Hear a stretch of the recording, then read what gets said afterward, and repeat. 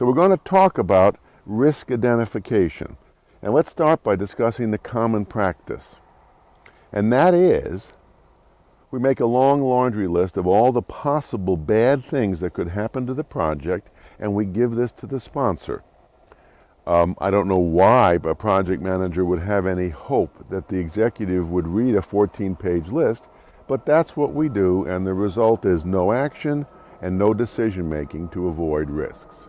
Okay, let's start by talking about the best practices in risk identification. First thing we do is to develop our risk management plan. How many risks are we going to identify? What kind of analysis are we going to do? What kind of response plan are we going to have? So we lay it out so it is in proportion to the size of the project.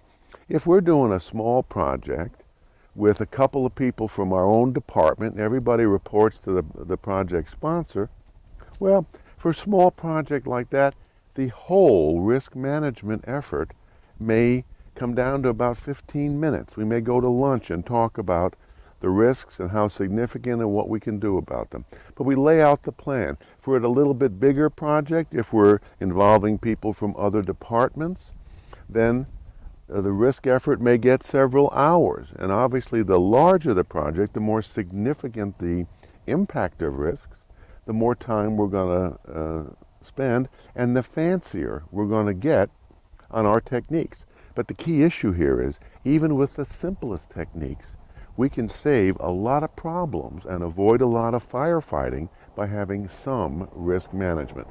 And that ends our risk identification process, and then we can follow on to the remaining steps, which we'll cover in later episodes. A big part of a project manager's success is based on communicating in meetings with individuals or small groups and in making presentations. Our individual instruction courses give you practice in these areas in live online sessions. Your instructor will play the role of the person with whom you're working. The sessions are a lot of fun and our students and instructors enjoy them. You'll get live practice thinking on your feet and answering the questions that PMs have to answer. It's just the two of you working privately, and if you get off track, your instructor will call timeout, give you feedback and coaching, and then back up the meeting so you can try again.